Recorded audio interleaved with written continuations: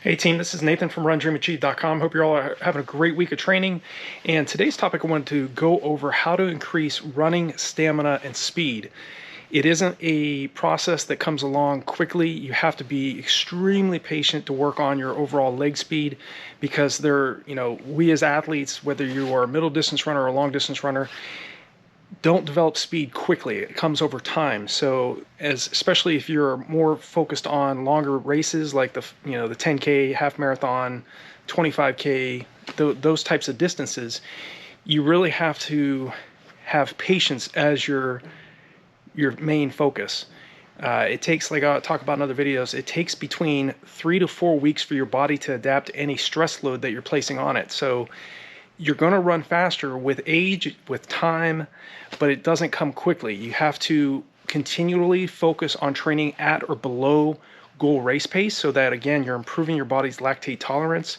You're being able to become more efficient at handling higher amounts of lactic acid the further you race. Now, some athletes have genetic capabilities, obviously, that they're able to clear lactic acid much quicker and much more efficiently than other athletes. Sometimes talented athletes that, in terms of genetic capability, can run at very high speeds with very low amounts of lactic acid buildup.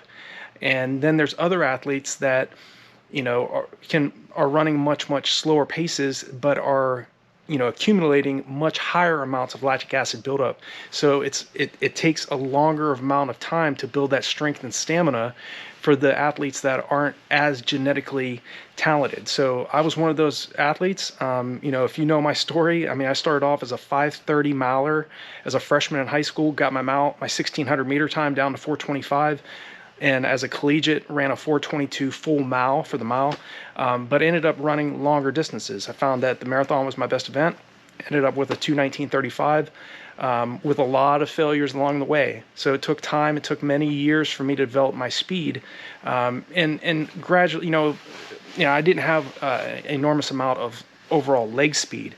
But even if you don't have a lot of genetic talent, the ability to, really run fast quickly, you can make that up with your work ethic, but I think in terms of how to build upon your stamina, build upon your speed, you have to have a high amount of belief and delayed gratification. It's so easy to want quick results.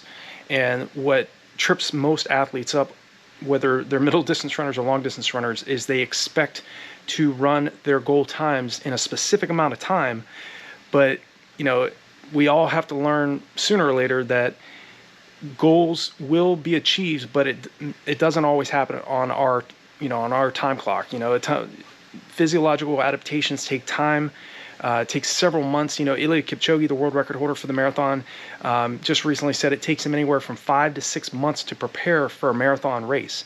So the great thing about these types of athletes, these world record holders, these great runners in your local region that are running faster times than you, it isn't necessarily that they are more talented than you.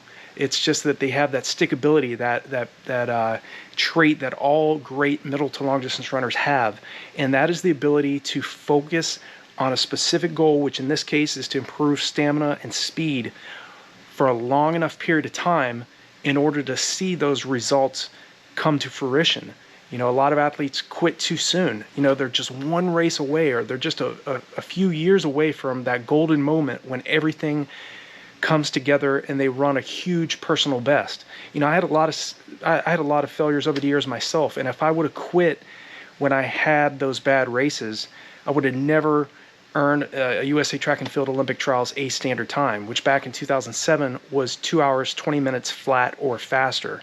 So my best recommendation for you in terms of improving your stamina, improving your strength, get those long runs, start running longer on your long runs, but also run a higher percentage of your long run at a higher percent of your maximum heart rate. Right around 85 to 87 to 88% of your maximum heart rate. Run a portion of that long run. Say if you're doing a 20 miler, run about 12 to 13 miles of that 20 miler at that pace. And again, it's improving your body's ability to handle high amounts of lactic acid and to teach the body to burn fat at race pace and to conserve what you have much less of, which is carbohydrate. You want to be able to call upon those carbohydrates in the latter stages of your race, whether you're training for a 5K or a marathon. Obviously, a 5K is much more anaerobic. It's over quicker, so you have much less time to make mistakes in a 5K as you do as opposed to running a marathon, where if you go out too fast in a marathon, you can kind of readjust and adjust your pace, take a few deep breaths and relax and then get back into it. Whereas with the 5K or a mile, if you go out too fast, you're pretty much, your race is done, because again, you've went into oxygen debt too soon. You've become way too anaerobic, went too anaerobic too soon, and the body starts to shut down. The body's, that ATP, the muscular ATP, adenosine triphosphate. Really, it's the hydrogen ion component of lactic acid, which is what really slows us down. It shuts down muscle functioning, and that's tough when you have all the motivation in the world and you don't have that strength and stamina built up enough that you can withstand those higher amounts of lactic acid, and when it starts to really hurt in the race.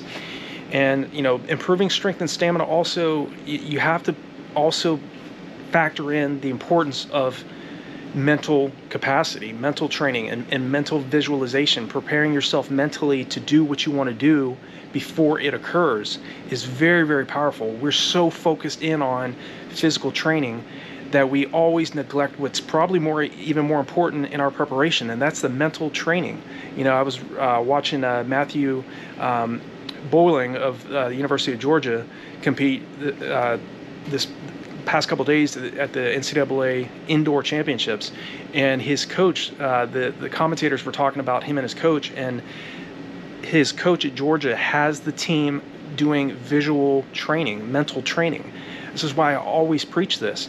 And now, granted, you're not going to improve strength and stamina when when you're preparing for your races by just mental rehearsal, mental preparation, but you are going to become much more dangerous as opposed to somebody that's just focusing on strength and stamina workouts like longer tempo runs, speed development training, repeat 200s, 300s, doing the really hard VO2 max workouts where you're running at closer to your maximum heart rate, and building huge amounts of lactic acid, so much that you can't clear it faster than it's building up.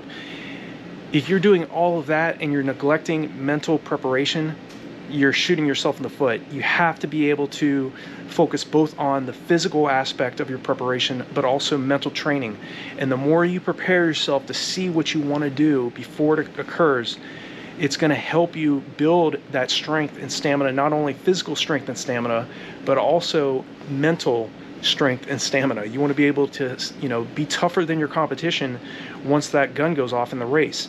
And it's tough. I mean, there's talented athletes. There's athletes that don't have a great deal of talent like myself, but I have an enormous amount of work ethic that make up for that lack of talent. So if you're one of those types of athletes, you're going to have to, your results might not come as quickly as somebody with a lot of talent.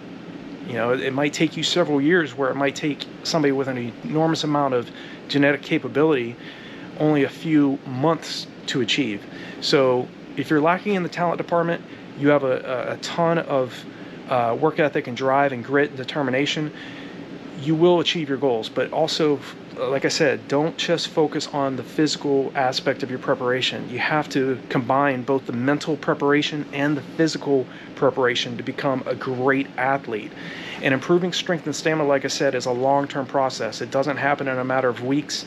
You're talking several months, several years to get to a point where you are running optimally. You're running at your maximum capability, where the stars align, you've tapered down correctly, you've followed a legitimate program, and you've done everything right and leading up to your great race, and then you've just put everything together where you both mental and physical combine, and you run that great race. So there's tons of resources on RunDreamAchieve.com there for you. I have running training plans. I have online monthly coaching for athletes that want to work on with me one-on-one. I have running courses if you are training for the half marathon or the marathon distance.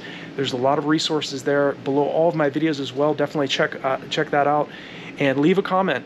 Give me a like if you can. I appreciate it. Helps the channel grow and more athletes around the world to see these videos. But if there's any other topics, anything you want me to cover, an issue that you're dealing with your training or your racing, let me know in the comment section below. I definitely want to hear from you. So I wish you all the best. I look forward to making the next video, and I will talk to you all then.